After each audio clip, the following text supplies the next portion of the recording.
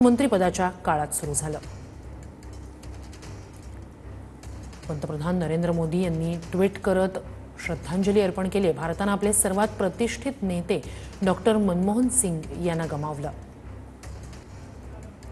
अर्थमंत्री म्हणून त्यांनी आर्थिक धोरणांवरून आपला ठसा उमटवला होता। डॉक्टर मनमोहन सिंग यांचं कामकाज अभ्यासपूर्ण होतं।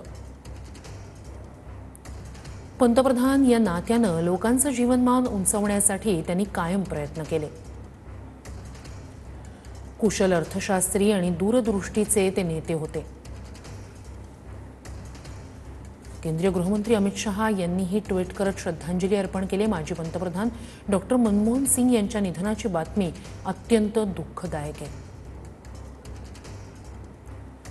आरबीआयचे गव्हर्नर ते देशाचे अर्थमंत्री, पंतप्रधान या भूमिकेत मनमोहन सिंग यांनी देशाच्या शासन व्यवस्थेत अनेक महत्त्वाचा ठसा उमटवलाय।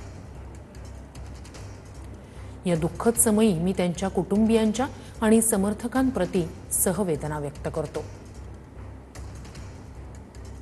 काँग्रेसच्या खासदार प्रियंका गांधी यांनीही ट्विट करत श्रद्धांजली अर्पण केली। राजकारणात अतिशय कमी लोकांना मनमोहन सिंग यांच्यासारखी प्रतिष्ठा मिळाली।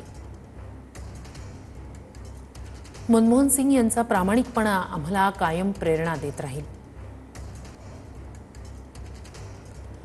जागतिक राजकारण आव्हानात्मक असताना मनमोहन सिंग यांनी आपली कारकीर्द लक्षणीय ठेवली। परखड हल्ले आणि वैयक्तिक टीकेनंतरही मनमोहन सिंग ध्येय धोरणांपासून विचलित झाले नाही।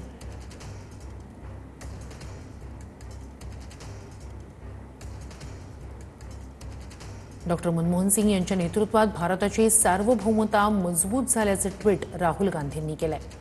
डॉक्टर मनमोहन सिंग यांच्या अर्थशास्त्रातील अभ्यासाने देशाला प्रेरणा मिळाली। मनमोहन सिंग यांच्या पत्नी श्रीमती कौर यांच्यासाठी मी संवेदना व्यक्त करतो।